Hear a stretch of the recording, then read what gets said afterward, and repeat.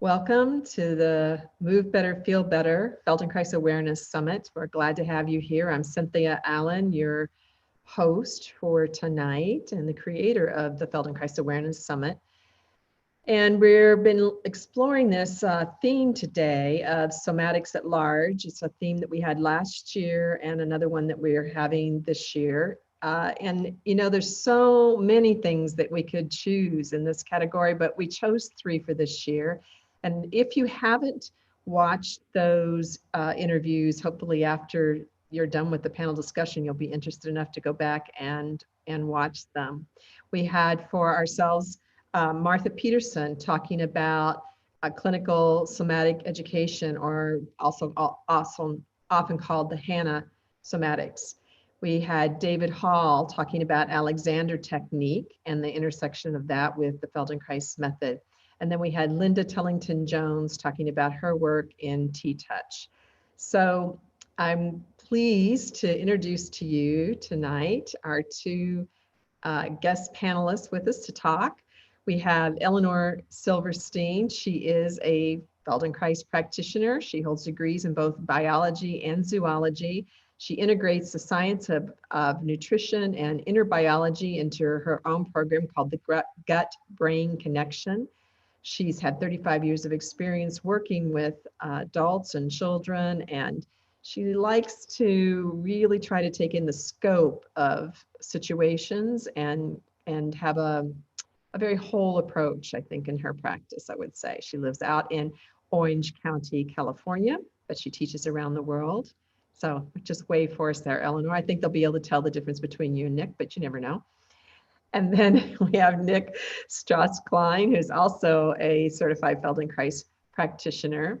And he started out in his love of music. He has this Master of Music Pedagogy and from the Peabody Institute of the Johns Hopkins University. So 25 years of teaching and music performance. And somewhere along the line, he started to get really involved in the Feldenkrais method. And now that has become kind of a dual love affair, he calls it, between how he teaches and music, performance, and the Feldenkrais method.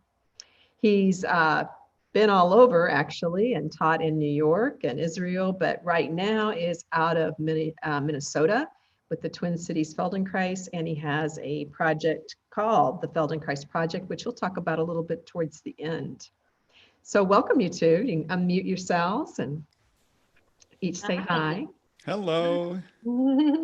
Hi. And thanks to all the audience that's out there. I'm hoping that some of you are people who actually are Alexander technique teachers. You are HANA somatics or clinical somatics education teachers, practitioners, or T-Touch. So, or maybe you've experienced it, because the 3 of us, with the exception of Eleanor and T-Touch, we actually don't have much experience in these works. So it's going to be interesting for us to explore these presentations and these bodies of work with such small backgrounds for exposure, for me at least, I think for Nick and I particularly.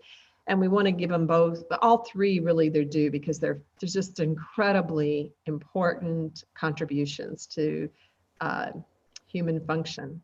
And I'd like to start with what came before, which in this case was David Hall talking about FM Alexander. And he started out talking about really the similarities between Alexander's background and Feldenkrais's background, even though the men were from 2 different parts of the world and 40 years apart in age. There was something in their background that I think all 3 of us really noticed. Nick, you want to start us out there? Well, the background of adversity that they both faced. Again, I'm more familiar with Moshe's, and David led us a little bit in FM Alexander's. But Moshe once said, at least one time in a training, that some of the things in his background would really scare those of us, people who were listening, if they could have heard the real detail. He didn't talk in great detail about his early life, but he lived and thrived in some very dangerous situations early on, and ended up teaching self-defense early in his life to people who were older and supposedly more experienced than he was, because he figured out some things about how to regulate and control himself very, very effectively in even dangerous or traumatic situations. And so out of that, and out of the desire, I think, to do something more elegant and beautiful and good for the world, he was able to put together this method. I think I'd like you guys to confirm this, but didn't I hear the line once that he said that he invented the Feldenkrais method so that you could have all the benefits of being a judo master without that training? That was a line that came to me somewhere in my training. I don't know, but I I really, yeah. I was going to say, I don't know. I'm going to go with no. He might have, said that with what's the saying? He might have said that with a little quirk in his eye or something like that. But no, he really created this coming out from a place of two things. Is one was trauma, and helping people to find that place of resilience and to do it quickly. And there's a lot that, if anytime you want me to talk about that, when he taught the Alexander Yanai classes, and those classes are pretty, the translation from Hebrew, it's Lehitam Lutschel Feldenkrais. It was the gymnastics method of the Feldenkrais. They were pretty strong movement oriented classes. And the reason why was because when you have people coming into a new country that they lost half their family and what they have been through, etc., the last thing you're going to do is have those people lie on the floor and say, notice how you feel. And I had these conversations with him. I had the opportunity to live with him in the last year and a half of his life. And so, because I asked him about it, and he said, because he goes, I would have lost everybody. They would have jumped up off the floor and ran out. So I needed to make the movement strong and potent, and therefore help them to reorganize their being and their brain around being able to have this ability for resilience. And then the other thing, the second one, was because when they came into the new land, before it was the land of Israel, those who ran it, the British authority, didn't allow Jews to be armed, and the Palestinians were. And so there was a lot of knifing. He lost his own first cousin that way. And so he said, oh, I'm going to create this work called The Art of One-to-One Unarmed Combat.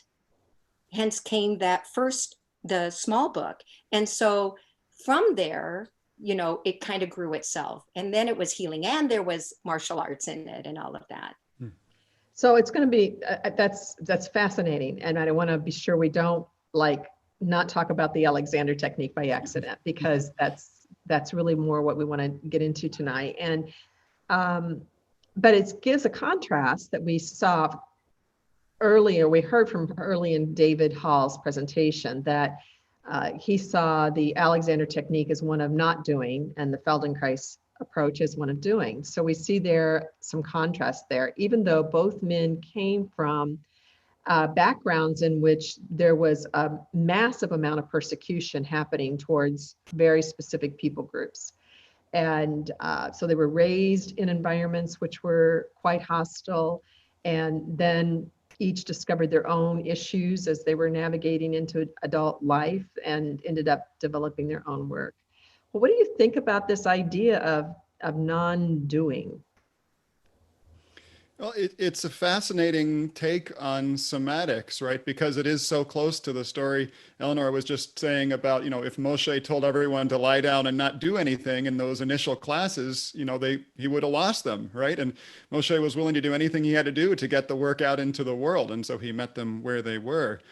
So there is a lot more doing in maybe the structure of Feldenkrais lessons, it seems. But I was intrigued by how David Hall sort of walked that line very finely, saying it really depends on which practitioner you're talking to, and that if he is to give any specific definitions or differences between the two methods, he could easily find a practitioner of either one that would say, well, no, actually, I do it that way.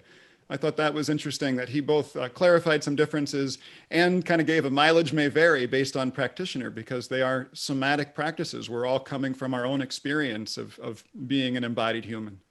Mm-hmm, mm-hmm.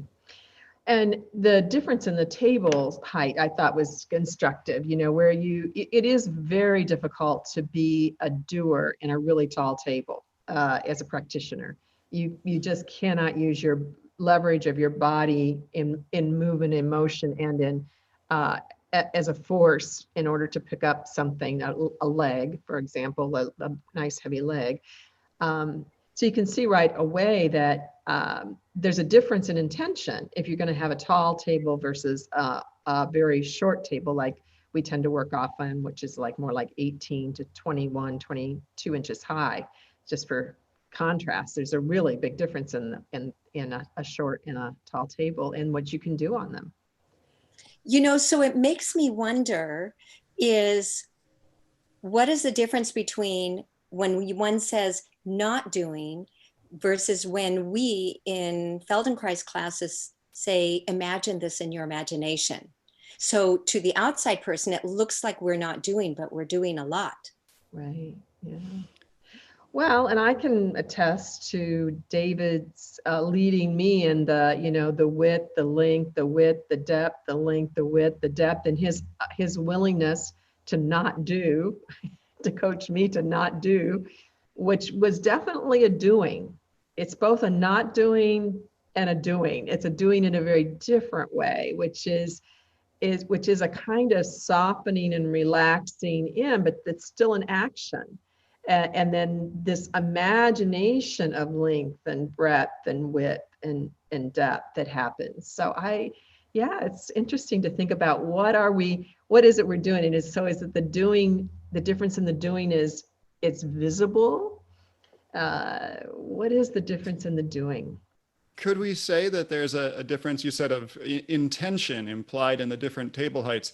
I mean, Moshe was so clear, or at least the training as it came through to me, about the fact that the table is low in Feldenkrais. I feel like we should explain this, precisely, which is that you can move from the pelvis. The practitioner can actually drive length or direction through the skeleton by moving themselves as a whole, because the client's skeleton, the client's structure is at the same level in the room as the practitioner's most powerful part of their body, right? You can move from your legs and pelvis most clearly.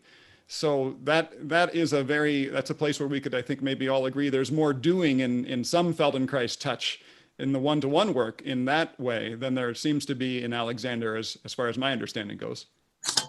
So Nick, let's add in the other side. Moshe had a low table. He also had a high table, right? So He gave lessons on the low table, and he used to talk, like you're saying, about that, with this beautiful butterfly-shaped bony structure called your pelvis, you have 100 pounds of strength per square inch of that bony structure. Hence the martial arts of when you're kicking through the pelvis.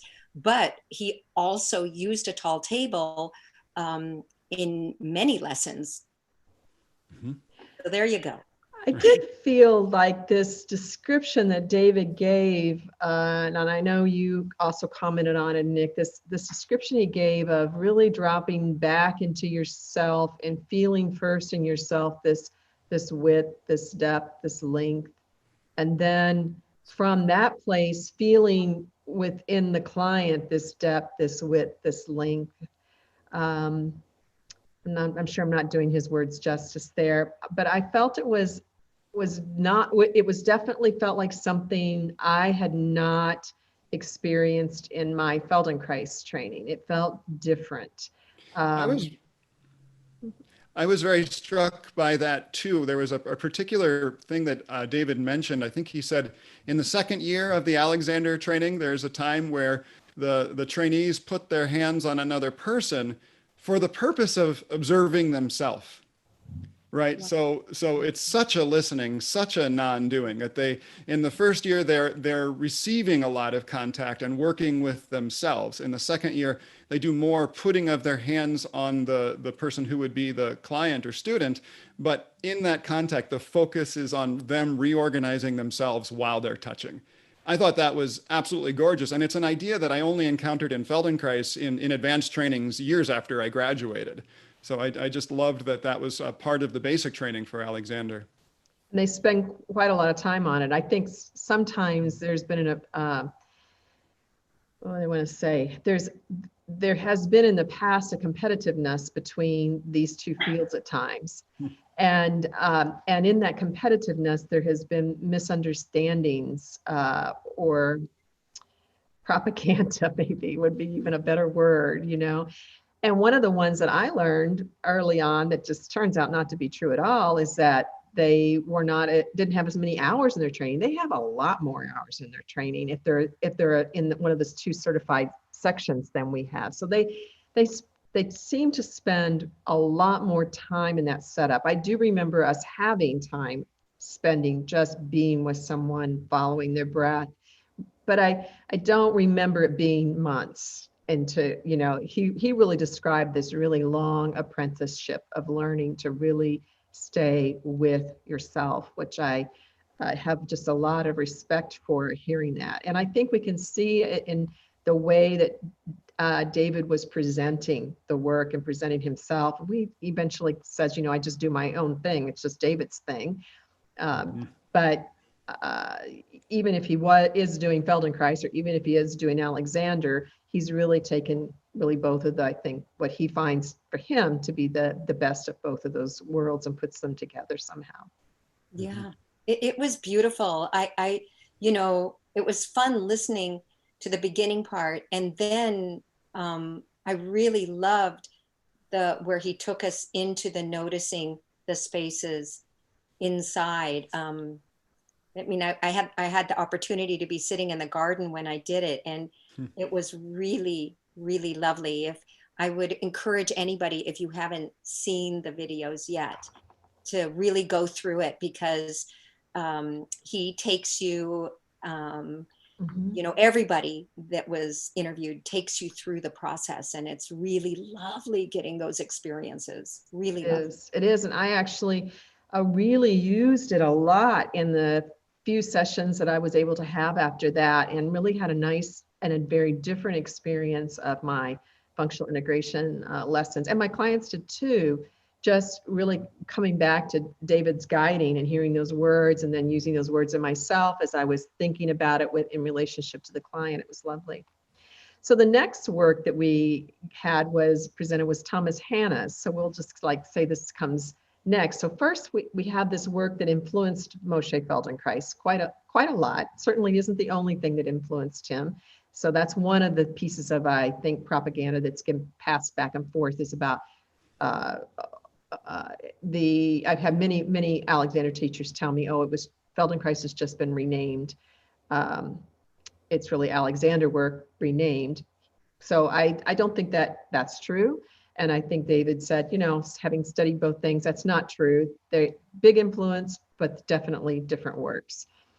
And so then we come along and we have Moshe Feldenkrais's work, and we have his being brought to the US or being sponsored in a large part, his first training at least, by Thomas Hanna, who was already, as Martha said, into yoga, into a variety of things, but definitely a big yoga person, big anatomy person. And so he took his training with Moshe Feldenkrais and then went on to develop his own work. And it's quite a different work. So here we have the springboard off of Feldenkrais, and we could, quite a different work, and yet very compatible in many, many ways. What stood out for you? Oh, I'd love to say that. Because I was so excited to listen. In my home that my parents raised me in, I grew up in a Feldenkrais home. But in the 70s, I remember my mother getting Thomas Hanna's book. I remember my mother meeting him, talking with him, and talking about him, because she was enthralled with his yoga background, because my mother had been doing yoga since the early 1950s. She has background in humanistic psychology and many of the similar backgrounds. And he also had a religious background. My mother had a religious background, two different ones. But the thing is there were so many similarities. And so so I grew up in not a compare and contrast, but on this hand is this, and on this hand is this. It was never like a compare and contrast, but it was the beautifulnment of what each one offered. So I have the utmost of respect and enjoyment of. In my Amherst training, people were always in the front of the room talking about it and making comparisons and talking about the red light reflex and the green light reflex. And I didn't hear penticulation, but a lot they talked about the different reflexes. And so that's kind of been embedded in all of my training and understanding the startle reflex. And Moshe would talk about it in babies, right? It's the moro, the this, or the what happens with the startle, and where does that go to, and where are lessons in the flying lessons. So I think we had a good amount of people in the front of the room that had also done or were doing Thomas Hanna's work at the same time, or maybe a little bit before, because they had met him as he brought Moshe out. Wonderful man. I mean, they went at it like two brilliant men can. Right. Yeah. Yeah. I think this whole pendiculation thing, I wish I'd asked her a couple more questions about it now, because Martha beautifully led us in a pendiculation exercise. I would call that an exercise or exploration. And she gave the neurological understanding of what's happening there and why that is different than what we have come to know as a stretch, which is really an artificial construct that we've created for ourselves, I think. But I didn't quite, and she originally talked about it as relating to the internal stretch, like we see animals do, or you do in a yawn. But I've been trying to play with these internal stretches, noticing them when they arise. And I don't feel like I guess that element of contract is there, but it isn't what I'm noticing when I'm doing them. Like when I yawn, I don't feel like I'm contracting in first in order to get that big release of the yawn. I must be. I don't know. I'm kind of curious about that. So Cynthia, my question to you then is, yeah. when she took us through the penticulation process, because I really enjoyed it, but I didn't know what I was sensing. But the end result was like, nice. Wow, that's lovely. What did you notice? Because I also, when I went and tried to do them all on my own, I was clunky on my own trying to find it from inside. But when she guided us, I ooh, I love that sensation. I want to feel more of that. What did you notice when you did it? I don't mean to turn it back, but I am curious as a conversation.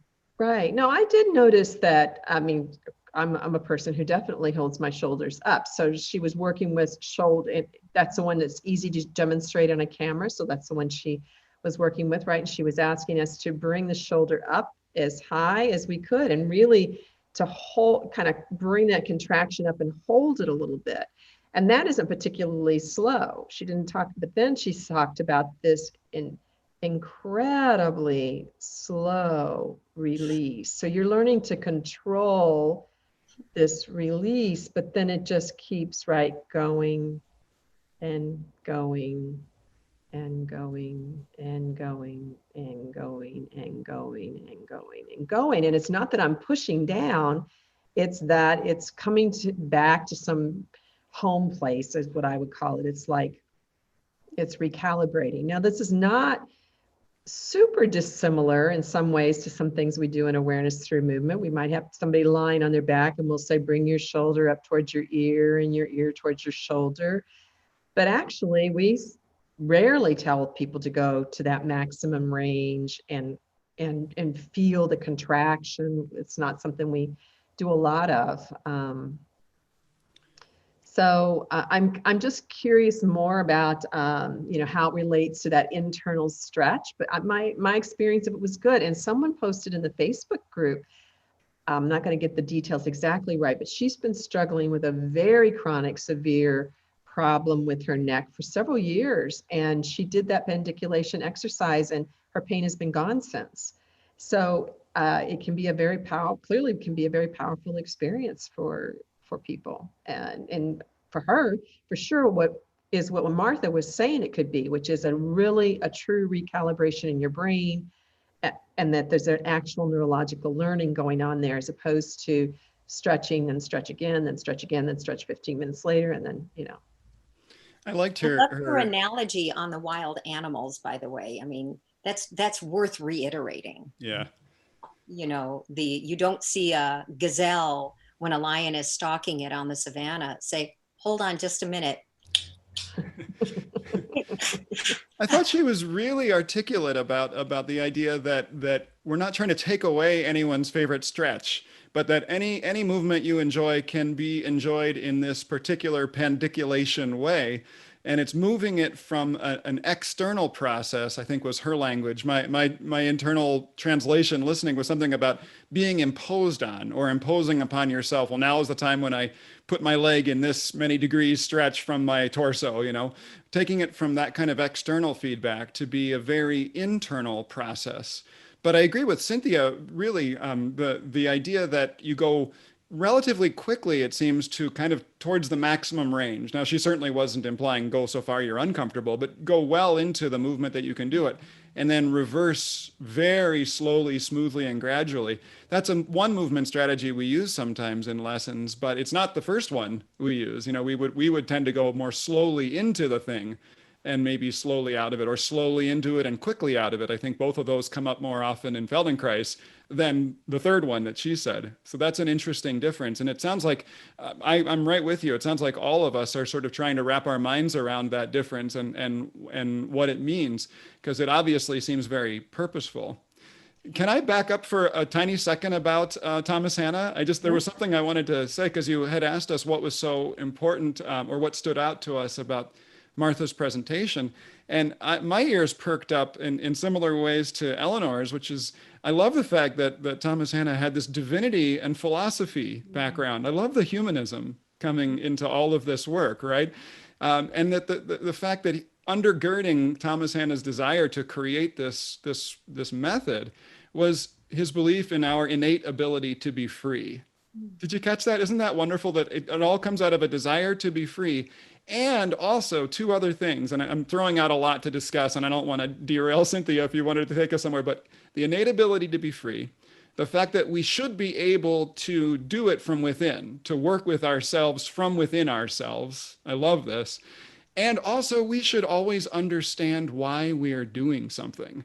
Now, as a Feldenkrais practitioner, boy, did that get me going right away. I thought that was really, really an interesting focus that maybe isn't always ours. No, it's definitely not always ours, and a big divergence for him. And so he, we have, in my experience, we have a bit of a emphasis and a love of the mystery of the learning process, and we actually often have what I call the wise Feldenkrais stare in response to questions. Or the answer, it depends, right? Our favorite answer. Is that what you experienced? Isn't that lovely? Okay. Yeah. I mean, we have a million ways that we basically don't answer the question.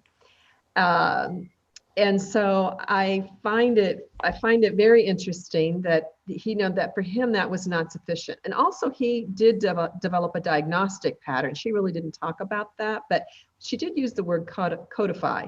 And he did codify, and I don't know a lot of details about that, but there was definitely postures and patterns and things that he would look at and then could basically say, from here you go to here, which we don't have that kind of a recipe card that we use in the Feldenkrais work. So I'm glad that you're saying that. Yeah, we don't. Yeah, because it caught my curiosity on the like when she talked about the trauma reflex, Mhm. like, oh, that's so fascinating. I didn't know about that. Meaning, I even wrote it, the waist muscles, side bending, twist and rotate, the knocking of the knees and the pelvis out of alignment. It was like, wow, okay. So if you're an actor and you're taking on a character, right? Or what is it with the chest down? Or what is it with the chest up?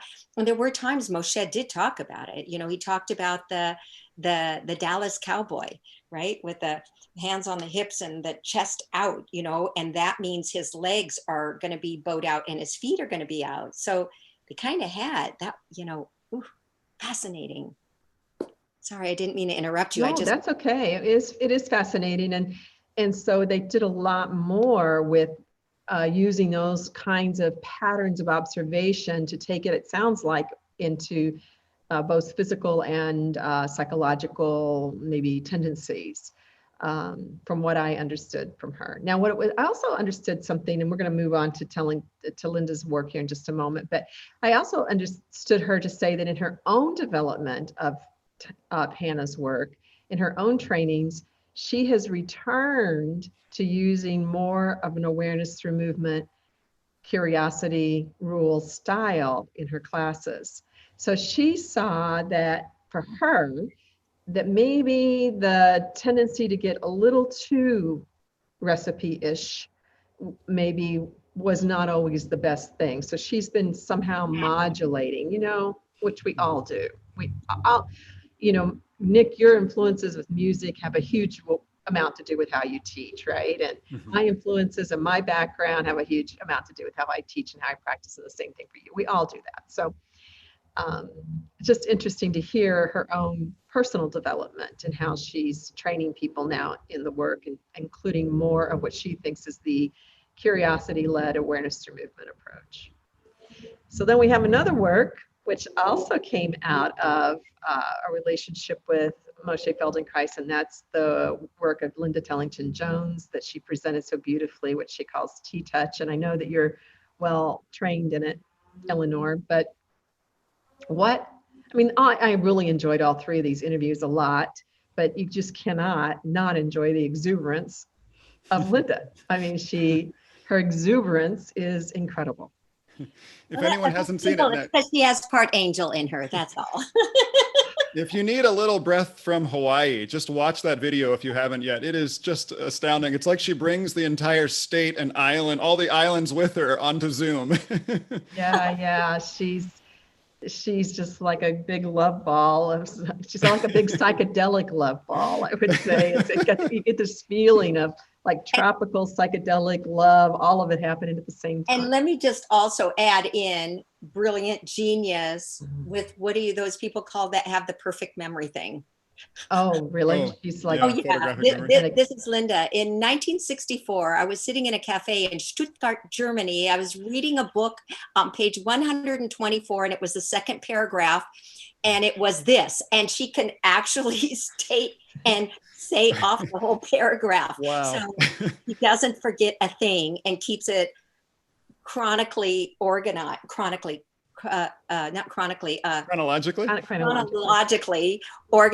And it's like, wow, I can call her on the phone and just, I don't have to go look at my notes. So well, and she's 82. So I just want to also give her a little shout out here, that she, I know she has help with technology, but also she was one of the most willing people in the summit as speakers to learn new technology as we went along. She didn't want anything to be done where she wasn't trying to learn it at the same time. And I have to say, man, hats off. Just hats off. I mean, every day, and I do a lot of technology, as you can tell, but every day I think to myself, boy, I do not want to tackle that piece of technology today. I don't want to learn that thing today. And bless her, she got in at 82 and tackled every piece of technology we threw her way. So, and I see today she just joined the Facebook group, and she's already. I mean, you do know her history is she was a world-class endurance rider, horse rider, and world-class endurance rider. That personality type Mhm. is gonna say, I'll do that. I got that. I'll get that done. So I So think, well, let's just take that. So let's take that and go, what in the world is all of this about in that kind of a personality, right? This, well, this, it started by accident. I mean, literally, she was working on a very difficult horse in an arena where there were like 600 people in the crowd. And she, and I started studying with Linda in 1979, 1980. And we would have 7-week trainings 3 years in a row. So living there. So I would do 9 weeks with Moshe and then 7 weeks with her. And we would be on a ranch working with it. And we were moving, but these were things she was taught from old time equine massage therapists, things like from hundreds of years old techniques. And then one day, literally, she just started doing circles. And it was like the idea was outlining the area for the horse, that the horse could feel itself again. Because really, horses take the brunt of human beings. Whew, right? We're too big, we're too small, we jam our pelvis into them. The way we ride, we put them in a stall, they don't get to be free. And so she just started to do the movements, and it was just following around. And it wasn't until later on that it became a circle and a quarter, only because we would practice on each other. And somehow somebody asked a question, and when we added the quarter circle, we all seemed to notice it felt better. And then, of course, typically there's someone that does traditional Chinese medicine in the room and says, oh, well, that's this.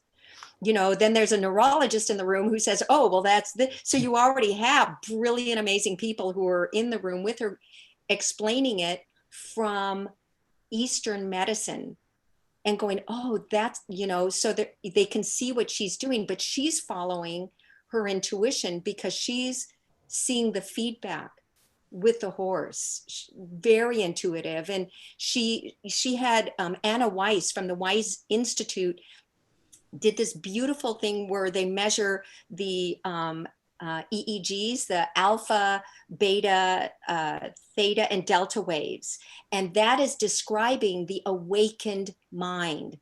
The awakened mind is the mind that uses the right hemisphere and the left hemisphere. And if you listen to the video, and I would really suggest you do, is she'll explain why numbers do what part of the brain and what imagining, the intention, does on the other half. And that creates the awakened mind. Then we measured her with heart rate variability to see heart coherence, and for me, vagal tone, because that's a big deal.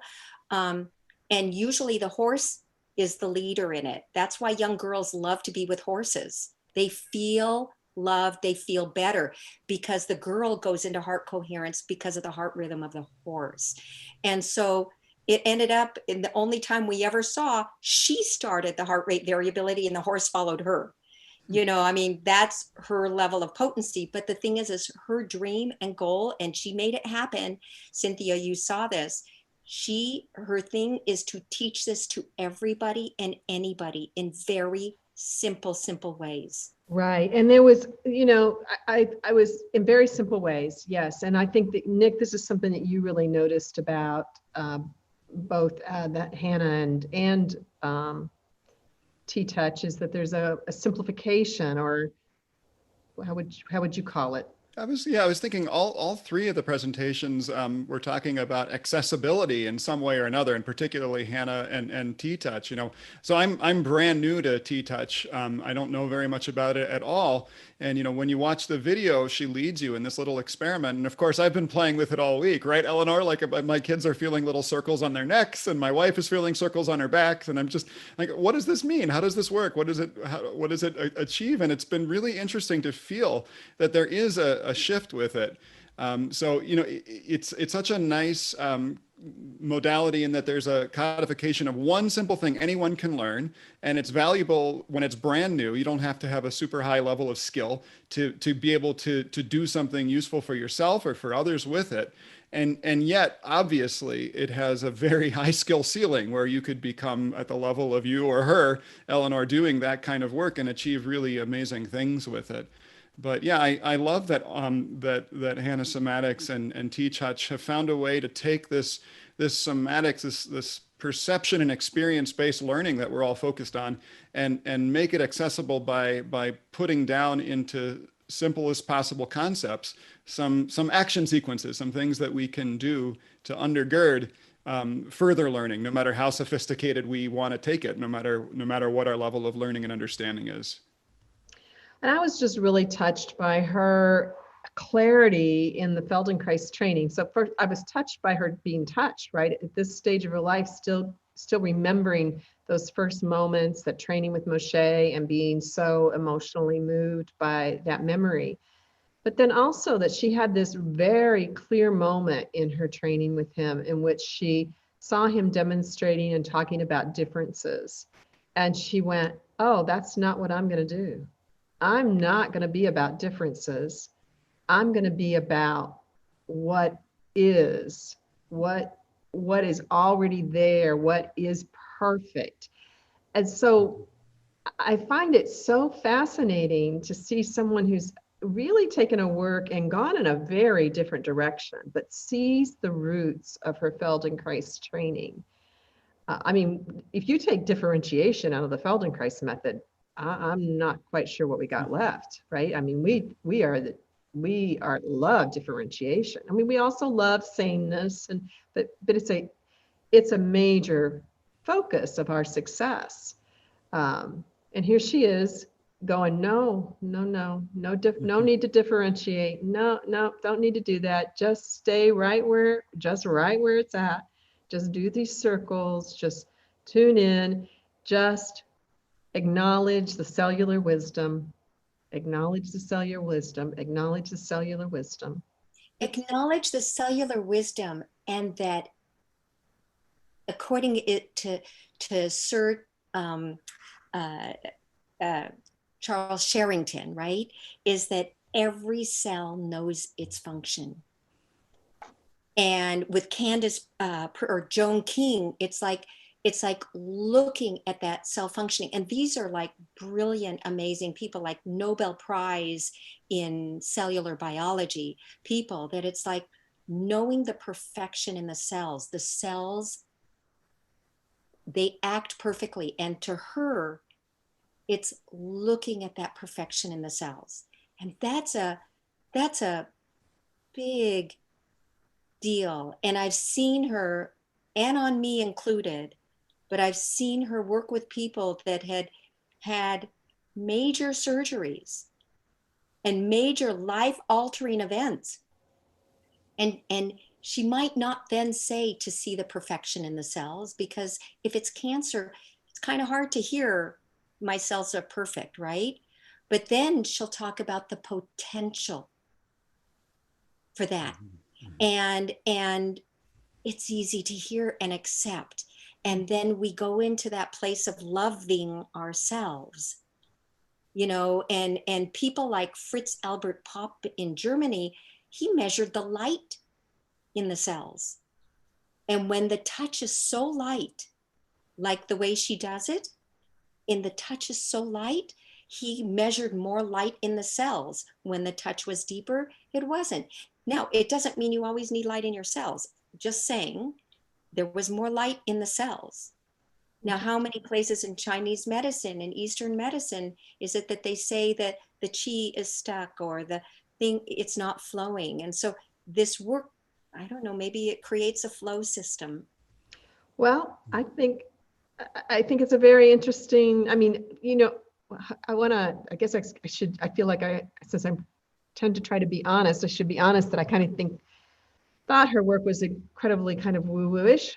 Eleanor, I know you don't like that word, those words, but I'll just, say it. I mean, I've been accused of being woo-woo many times in my life. And yet I kind of thought her work was very woo-woo-ish. And yet when I was interviewing her, I didn't feel that way at all.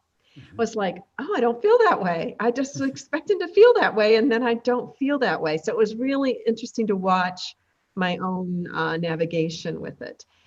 And so I want to start to go over into some question and answers, and then we can keep working in some things as well.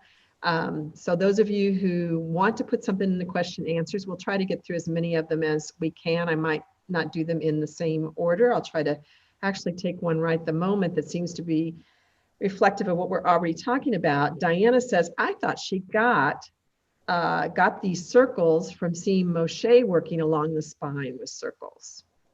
Actually, you know what? Great question, Diana.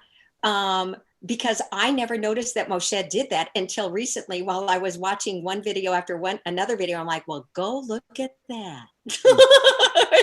But he wasn't doing circle and a quarter, but he really was working along the sides of the spine, the circle, I don't want to say circle touches. He was moving the tissue, was really moving the tissue.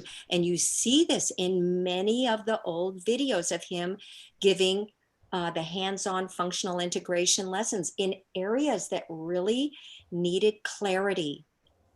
And maybe he did that in San Francisco, because these are videos during the Amherst, which are several years later.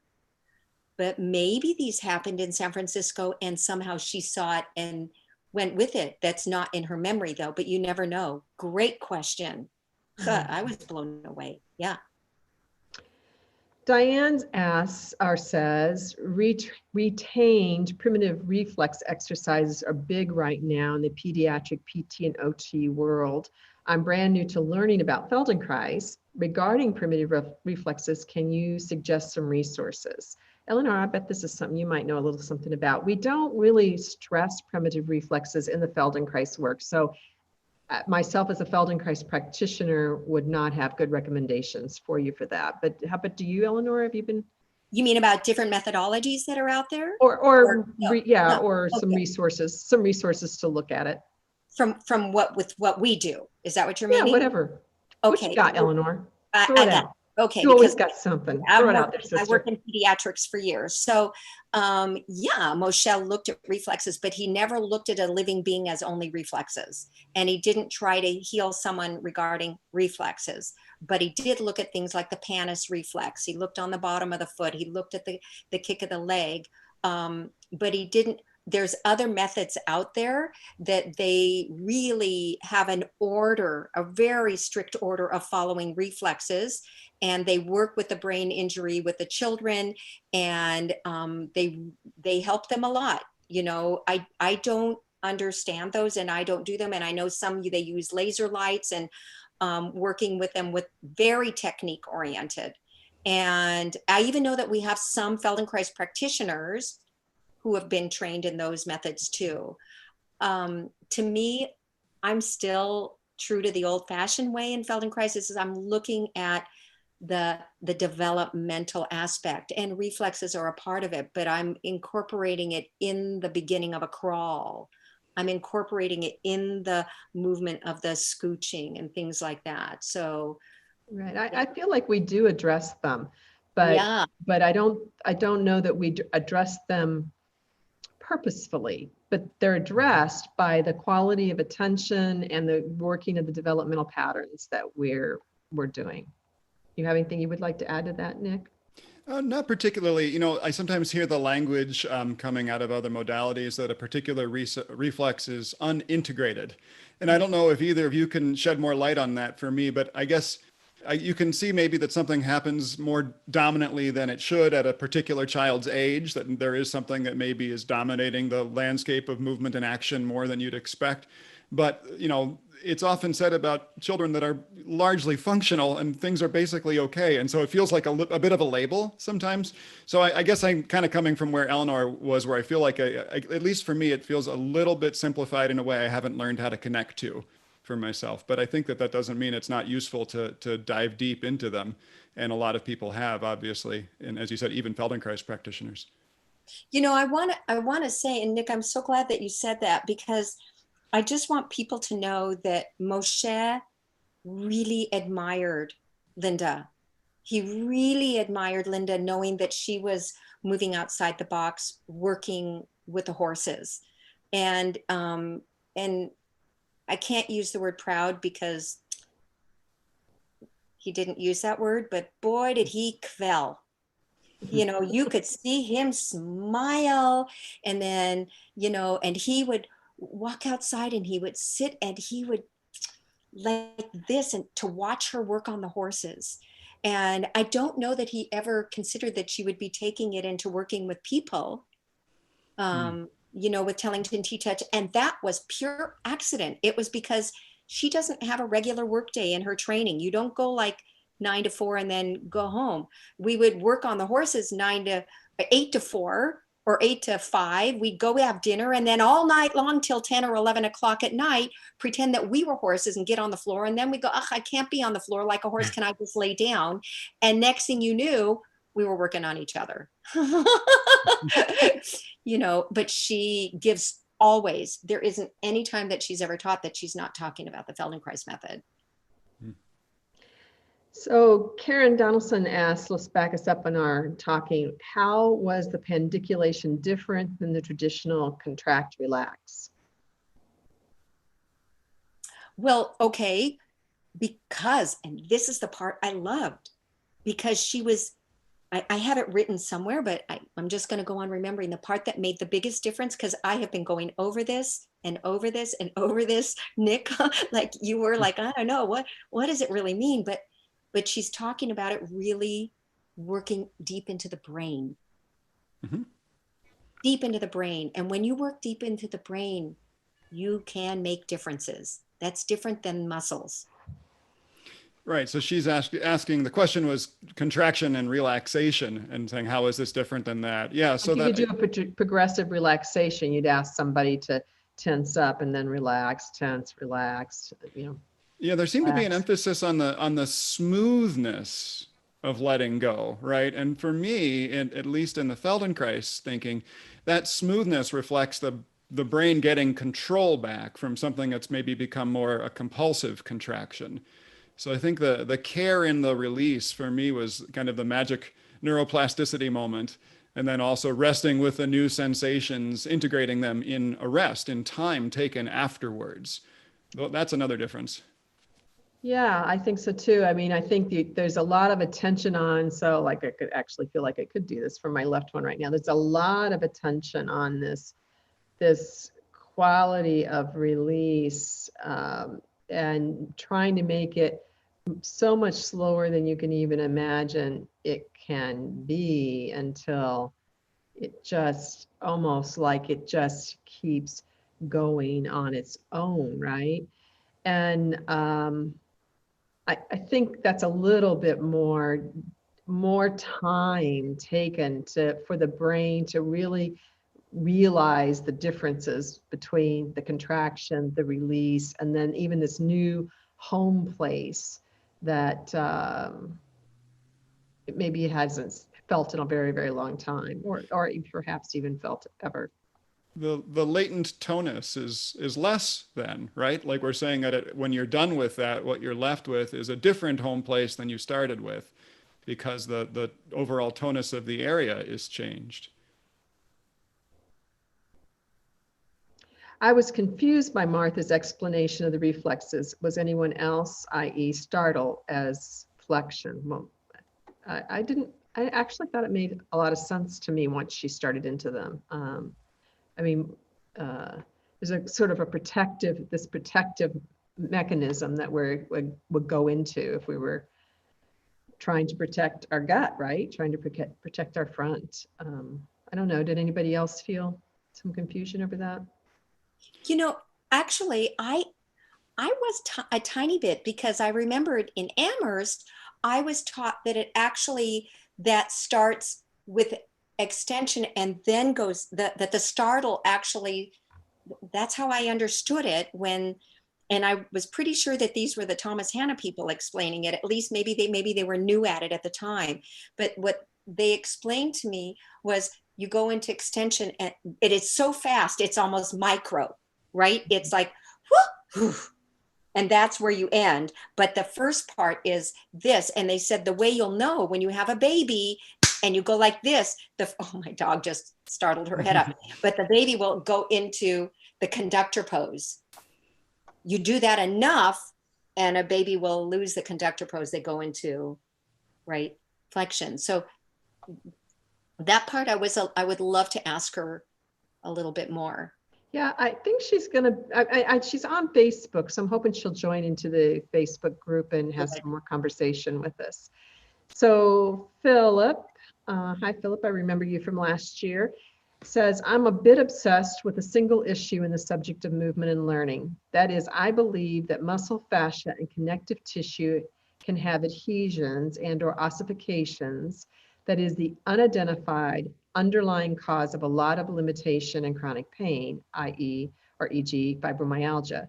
I believe this underlying condition is what I've learned to self-treat after 20 years of worsening. I recognize benefit from Feldenkrais, but only as part of a very slow, I just want to make sure I get this right, but only as part of a very slow, virtuous circle of effects. Quotes, releasing the muscle tension of inappropriately fired motor neurons and red muscle is one thing, but quotes, stuck and immobilized fascia and white connective tissue needs further attention to enable easy and graceful movement. I'd love to know if some Feldenkrais practitioners have experience with this. Well, I attended an amazing workshop back when we lived in New York at the Feldenkrais Institute, and I wish I had I've got the same names problem that you mentioned, Cynthia. I cannot think of the presenter's name, but a Feldenkrais practitioner who was also a myofascial release person, drawing a distinction between which modality was most helpful for his clients. And it kind of blew my mind, just the concept that we grow into, not just neurologically, habitually, or compulsively grow into what we do, but we structurally grow into what we do, right? And of course, I picked that up in the Feldenkrais training about what can happen with bones, which you'd think would be even harder to believe, but I hadn't picked it up about fascia so much. So I was really fascinated about that.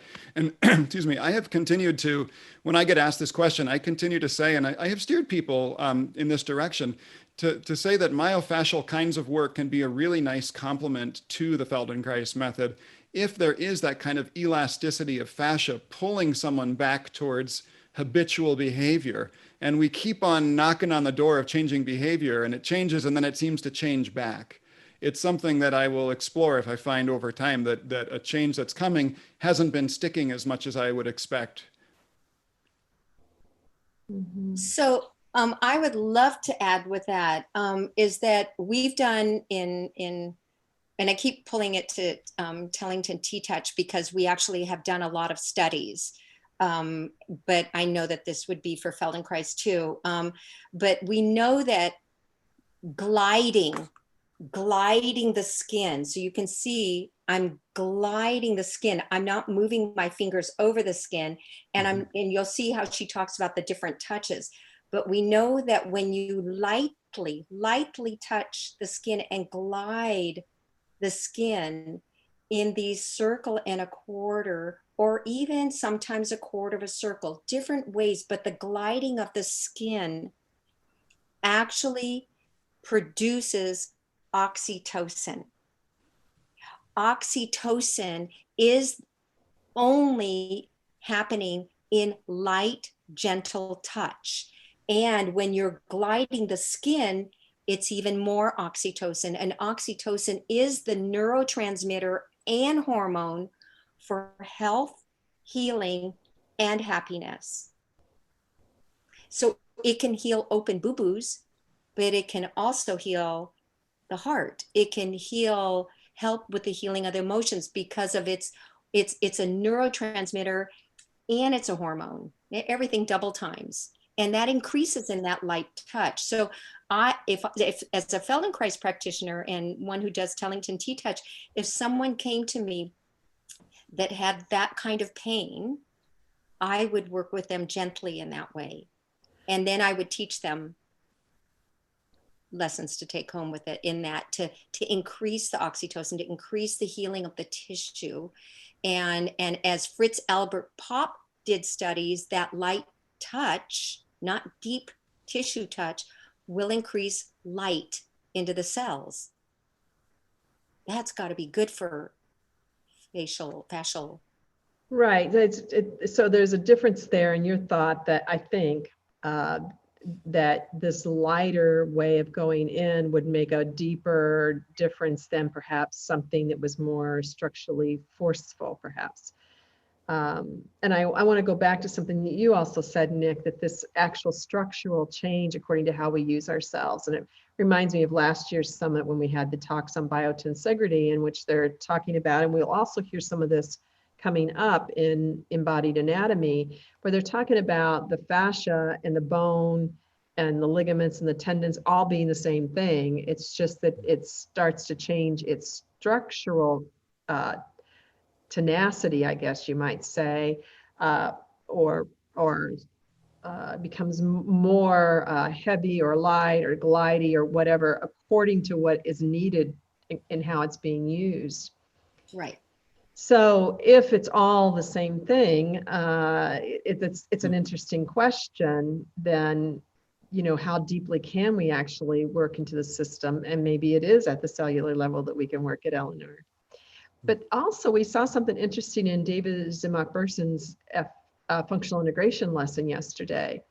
And what he said towards the end, which many people might argue with, and I'm not even sure I wouldn't argue with it sometimes, is he said, I believe she had a frozen shoulder. I believe she had, basically he said, I believe she had adhesive capsulitis there.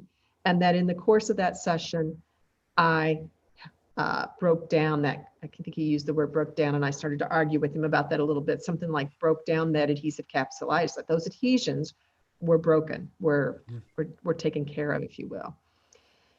That was an extremely gentle session. Mm-hmm. Wow, was that a gentle session?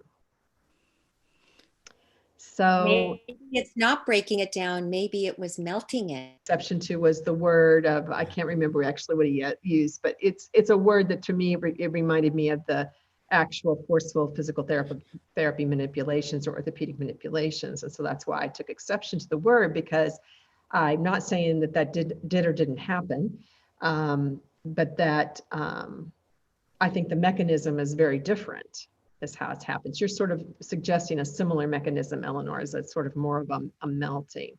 And that's apparently not been Philip's experience with the Feldenkrais work as being that helpful to him. But I think it's, you know, it's interesting just to hypothesize. And, you know, sometimes, I mean, people need different things. That we don't all need one thing almost ever. We need usually more than one thing, although we might have a tendency to be very responsive to one thing in particular. And we're all very different.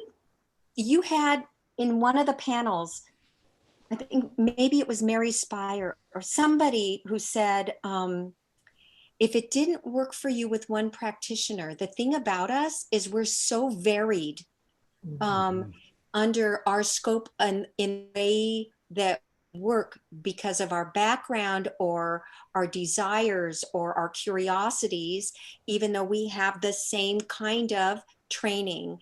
And so I think it was Mary, somebody who had said that if it doesn't quite work with one, give another practitioner a try and do research and even give a third practitioner a try. You would be amazed at the different ways you can get the lesson from the different people and see then if it works for you. I like to give that advice too. You know, when someone from out of town asks me, you know, I'm in so-and-so in Florida, do you know anybody here? And if I look at the Feldenkrais.com list and I don't recognize any names, I say exactly that, right? I say, you know, try a couple of people. And if you want to be really fair, try 2 or 3 sessions with each so that there's a process.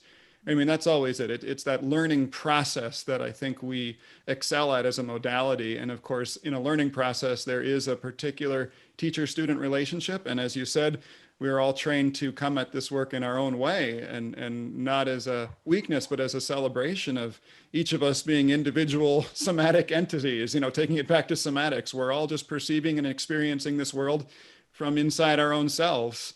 And therefore we all encounter and transmit the method differently. Yeah, absolutely. And it's also true of anything, right? It isn't true of any profession. I mean, this whole idea that, we kind of know physicians are different, but I don't know why we think physical therapists aren't different and Feldenkrais practitioners aren't different. And we're all different. And so sometimes it's just finding the right match for us at any given time. Ferry says, I'm wondering if I could ask Cynthia's perspective. Could you share some principles for potentially integrating Feldenkrais with exercise and PT science? It seems that you do this in your integral human gait process. Although if I'm wrong, please correct me. We do this in the integral human gait process. And I would really, that's what we do over the course of 3 years. We make the implicit very explicit. So very similar, I would say, to what Nick was noticing about these other two approaches, where we really try very hard in integral human gait theory to be science-based. So we use the Feldenkrais work as the somatic gateway for creating most of the change for people. But we're very clear on why we're doing the intervention, which is not a Feldenkrais word, but it's a PT word, why we're doing the intervention and what we're expecting to have happen. And I would actually just suggest that bonus day we just added is really going to be fantastic. And Carol Montgomery is my co-partner in Integral Human Gait. She's the third talk of the day. And although she's talking about language, she's going to be really breaking out 3 components that we need to have, you need to have as a physical therapist for your people, and how we use our language to help people explore those 3 components. We were talking about it earlier, a kind of a formula, if you will, that you have to have in order to help somebody be able to be ready to take that next step. So I'm going to say, listen in. I think you're going to get a lot from that afternoon from all 3 of them, but I suspect you'll get a lot around the PT science part of it. Get some of your need met for that. So I'm not trying to avoid your question, but I also don't want to end up taking the stage for the rest of the time on that. And you can also come to an integral human gait workshop, which we're probably going to have to do online this year. So we're going to be forced online for the first time with that work. I wanted to back up here to Eleanor. Linda Tellington-Jones, this is from Taffy, was such an exuberant interview, many fascinating ideas, but she talked about her work, somebody's work with Alzheimer's patients. She stated you could physically see people respond with the T-touch on them. Can you expand on that? Wow. So I was with her at one of the largest the largest Alzheimer's center in the nation. I probably can't say the name right now, but, and of course I follow Linda wherever we go with the camera, and I'm always filming everything. And I had my tripod with me, and I had my actual camera equipment, and I'm like the Jerry Carson, but to Moshe as I am to Linda. And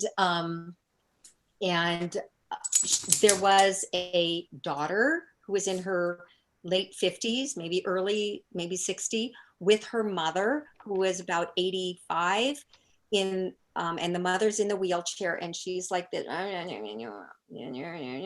it really late stages of Alzheimer's.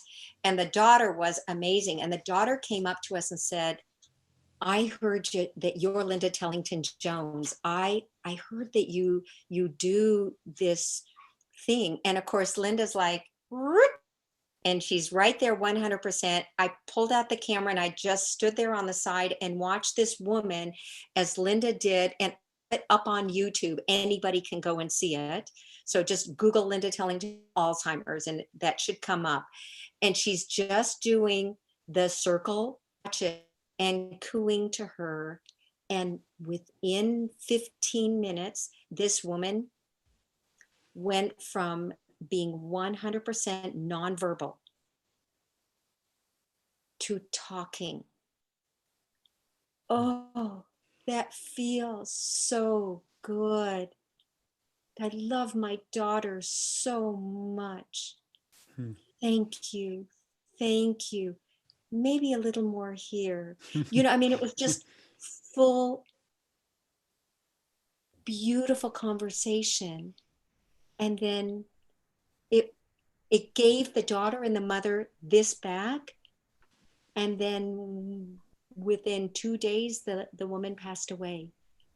But they had the whole evening being able to talk. After this 20 minutes of her doing this work, you tell me what it was. It's this, to me, I keep it simple. It's drawing back the image to remind us who we are. I know Linda would say, no, Eleanor, it's more than that.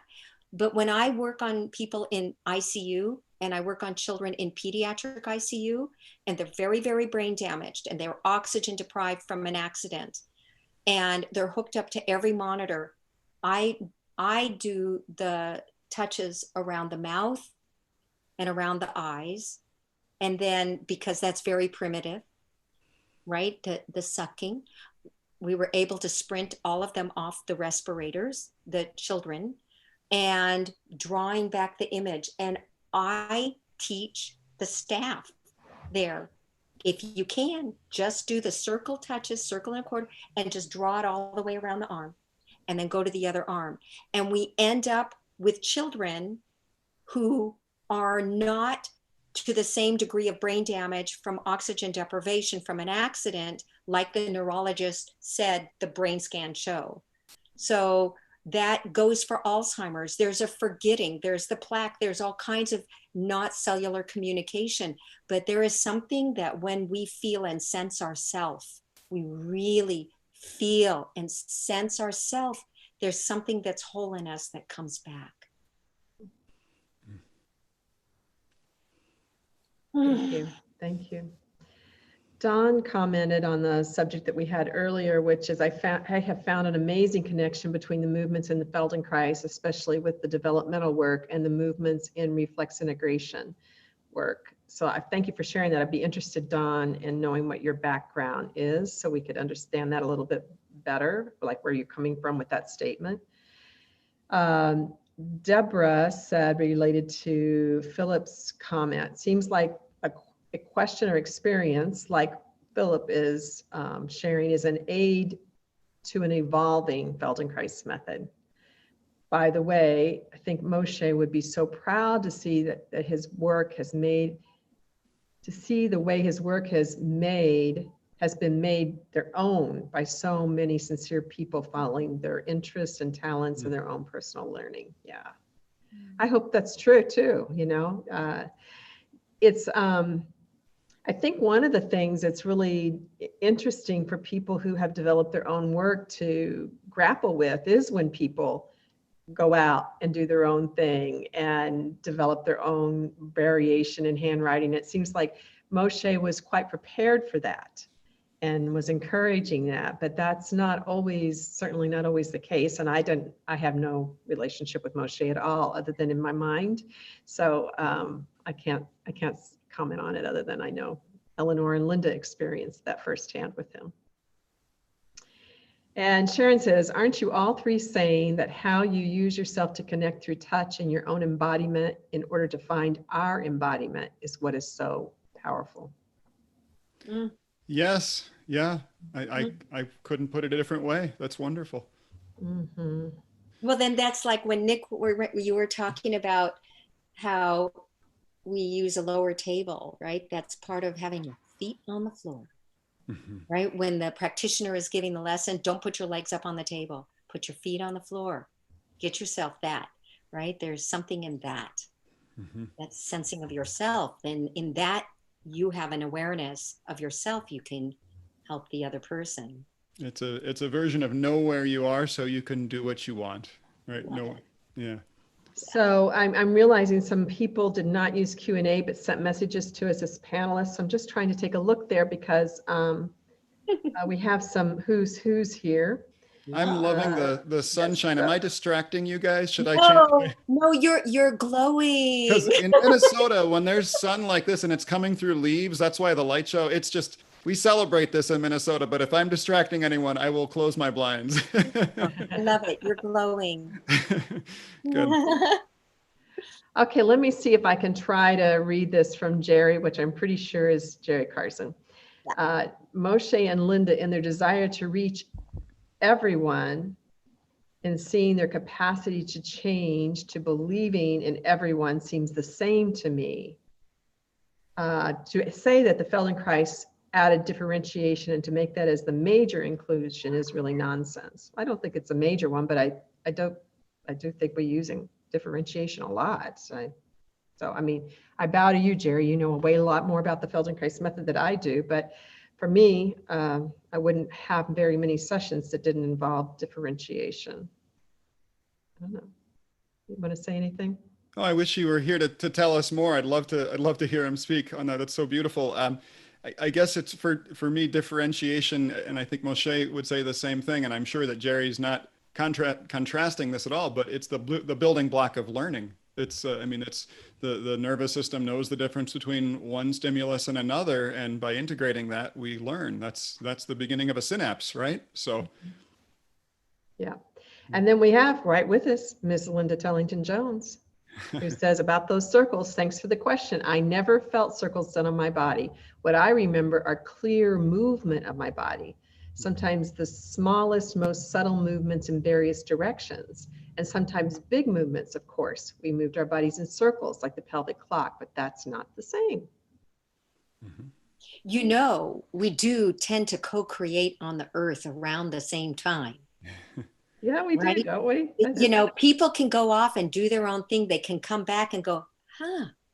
It's like the universe says there's something in that, because I'm guessing, and you can ask Linda and you can ask Jerry, but did Moshe work along the spine doing circles back in the 70s, or did that happen later when he was in Amherst, you know, because, you know, yeah, those weren't the lessons he gave her. It's not what she saw.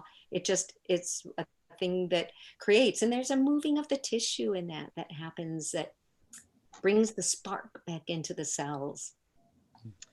We also have from David Hall. So we got another panelist here. I mean, another speaker here with us tonight. Thanks, David. By the way, David, I don't know if you're on Facebook, but people have been asking questions today on Facebook about your presentation that I can't answer for you.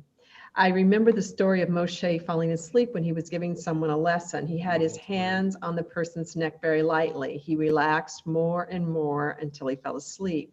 He woke up and was incredibly embarrassed, but the client got off the table and said it was the best lesson they ever had. Soft touch, oxytocin, and also holding onto the head and the neck. Alexander spoke of the balance of the head to the neck having a controlling influence on the rest of the body. Linda also spoke of that importance too for animals. So I love the link between all these ideas. Yeah. You know, I love that David also, thank you for reminding me or reminding us, but you had also talked in Alexander that you talk about when the head carriage is forward, happens in vagal tone. And I'm like, OMG, right? Oh my goodness, because the vagus nerve system is like one of my favorite things. It's what I teach. It's all my online courses are on the whole system and how we can create self-regulation and using Feldenkrais and T-Touch and all of that. That'll be with the link. But we know that when the head carriage moves forward, the nerves that come through the base of the skull, not the ones through the main spinal cord, but little holes on the side that come through, are part of that vagus system. And when the head comes forward just a little bit, it's a it's a biological process, and a chemical process. It's not just, and therefore becomes a neurological process. So there's mechanochemical changes that happen, and then that'll send someone into the amygdala, and then that changes can destabilize the quality of vagal tone. But maybe there's a reason they needed to go there. So in Feldenkrais, we're going to go, are we saying that's a good thing or a bad thing?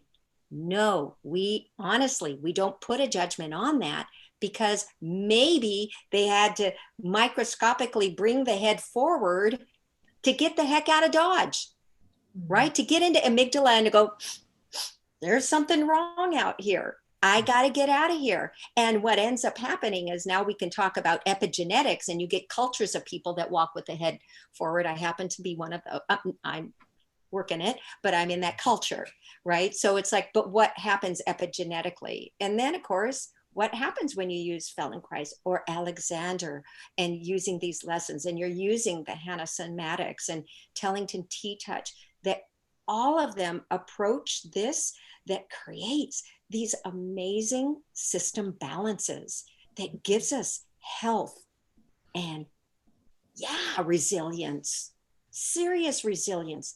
And we get good health, and it stabilizes our heart rate, and it stabilizes our blood pressure. What a whole lot of healthy people you'll have walking around the world, not needing heart medication so much and blood pressure medication so much. Then there'll be some of us who still will, but not the general public, because this work is that deep. Yeah, it is. It is. It's all very lovely. And I want to say a couple things here, and then we can take just a couple more comments. So first of all, each of you have an incredible giveaway for people. So Nick, why don't you talk about your giveaway for us? Sure. So I run the website, the Feldenkrais Project. It's at feldenkrais.project.com. And we've got 4 dozen recorded Feldenkrais lessons that are available without paywall or password. My whole purpose in developing this was just the belief that Feldenkrais study and the kinds of somatic inquiry that we're talking about today is a human birthright. It's part of being human. And so I'm trying to remove all the barriers I can to that. So the Feldenkrais Project, the major part of the lesson collection, is freely available to everyone by streaming. Just look below the video on the main page. So if you're in the Zoom session, you'll have to go back to the page that you used to access the video, and it says Nick's giveaway. Yeah. So the lessons are available by streaming, and then the way I fund the project is just through free will donation, okay? And so normally the donors get access to be able to download lessons. But right now I'm giving away the first 4 lessons and some very short introductory talks about Feldenkrais principles as a bonus, just for pressing that giveaway button, for signing up for the mailing list for the Feldenkrais project. Thank you. Nick. And Eleanor, Miss Eleanor, what you got for them? Yeah, wow, I loaded it. I have 3. You have to register for it, so that way I can get your information to send it to you. I don't send out a lot of stuff. I promise you, I don't have time for that. But what you'll get with that is 3 1-hour lessons and classes and parts of workshops that will really help get you into understanding the vagus system and balance, heart rate variability, the work that I do with Heart Math Institute through the lens of the Feldenkrais method, and part in with Tellington T-touch. And it's had a lot of people really liking them. So, and they're free. Take them. Yeah, great, fabulous. I know both of your work is really, really quite good. Taffy wants to say, right on, Eleanor, I was an ICU nurse. If I could have only have used this touch to calm a patient. I also used it on my mom when she was in hospice and died with me. And I not only told her she could leave the struggle, I instinctively did a T-touch motion on her arm. Don't you think these ideas should be in a nursing curriculum? Nurses are often the last touch before death. Okay, I just want to say I'm so sorry that I was given the opportunity to create a whole curriculum with CEUs, and I didn't know how to do it. Oh. And the chief of pediatric neurosurgery was like, just go talk to that person. I'm like, but can you tell me who's that person? Where do I go? You know, they're all very excited because it was so teachable, and all of the ICU nursing staff was crazy about it. Believe it or not, I would get phone calls in the middle of the night saying there is a child with a heart rate of 240. If we can't get the heart rate down, we've got him getting him this medication, this medication, this medication. We can't get the heart rate down. It's going to like this. And we did the circle touches just around the mouth, and the heart rate came down to 120. And then we watched brain swelling, big time brain swelling, come down because these children were hooked up to every possible monitor. So you're right. I don't want to say I dropped the ball. I just didn't know how to do it. I'm sorry. But yes, it belongs. All nurses can do this. And can you imagine what they can do to help people and get them out of ICU faster, healthier, with more strength? Mm-hmm. You know, I had a client who was a psychiatrist who went to another city to direct their new program there. And I'm just trying not to give out any detail inappropriately here. And she, you know, said, look, as soon as you and I can both free up our schedule, we're going to figure out how we could bring Feldenkrais to my patients, which we have to use restraints on. It's a horrible situation. They're so confused. What can we do that can help them calm down and be okay, you know, within the horrible situation, which is their mind is, they're struggling usually with some form of psychosis at that point. And she could just really see the value in a variety of different things that are influenced by the Feldenkrais work in, you know, teaching it to, because I taught her a couple of small things and she started using it, then she started teaching it to her residents and right away went, oh my gosh, this is like, you know, this is like phenomenal. Mm-hmm. So it is one of the challenges, of course, is first, it's to be able to make the connections, which Eleanor is one of the best connected people I know. But secondly, it's having the time, and sometimes the time can be bought with money, but sometimes it can't be, you know. So it's a challenge. It's a challenge. So how do you share a link with a friend to access the summit? You just send them to feldenkrais.summit.com. Feldenkrais.summit.com. They can still sign up and they would get access to the last few days plus the bonus day that's coming up. So feldenkrais.summit.com. How long are the giveaways available? They'll be available to the end of the summit, right past the bonus day for sure. And we'll probably take all of the, Arlene's in the background listening to me say this for the first time. So she's probably going, no, I didn't know about that. We'll have a page.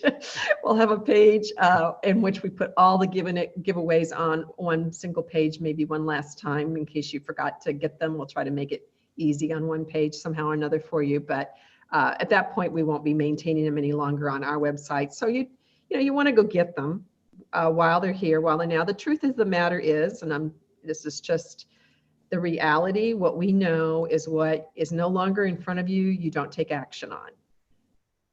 That's really big. Okay, so people say, oh, spread the summit out. It's too short. You got this compressed amount of time. And then the truth of the matter is you will not take action on what you don't think you have to take action on. And that usually means it has to be in front of your face. So, you know, whether it's the summit talks, that those of you who've upgraded, some of you are lifelong learners and you will watch them, but most people, you know, what they don't watch, they don't get to right away. They don't get to. I mean, we've got busy lives, and so go grab the giveaways. Go back through the pages. You can still navigate back on the pages to day one, and the giveaway is still down below there, even though you can't see the video any longer. Okay, their giveaway is still down there below their video that has already timed out. Does that help? Oh. And giveaways, yay, people like giveaways. That's true. So I want to thank you too, and I see people thanking us as well. Thank you both for joining us tonight. And I thought this might be a little bit of a harder conversation for us because I didn't feel like it's something that I knew a lot about separate. And I know you have more questions. People have more questions that are really appropriate for the actual panelists, but do join the Facebook group, ask them there, and hopefully panelists can join in and answer them for you. So thank you, Eleanor. Thank you, Nick. Thank you, audience, for hanging out with us. Thank you to all those people who are going to watch it in the next 48 hours. And thank you, Cynthia. I can't even imagine. For everything you created. Wow. Yeah, thank you. Thank you. Thank you, Nick. I know you actually have some concept about what goes into projects. So it's incredible watching online stuff work. So congratulations. I know what's behind the what's behind the curtain. I have some ideas. Yeah, it's pretty messy behind that curtain. That's better than behind a There's map. a mess behind that curtain. There's a lot of flurry going on behind that curtain, and then the curtain opens and we look really calm. Only because of Feldenkrais. Only because I couldn't do this without Feldenkrais. Feldenkrais. That's right. Good, lovely. It was a nice evening with you all. I'll see everybody again back tomorrow evening. So I mean, I think the whole summit's been fabulous, actually. I'm really, really pleased with the quality of the presenters, and I'm just as excited about the 2 or 3 tracks, whatever, 3 more tracks we've got coming up are really incredible. So don't miss them. Thanks. Bye-bye, everybody. Hang in there.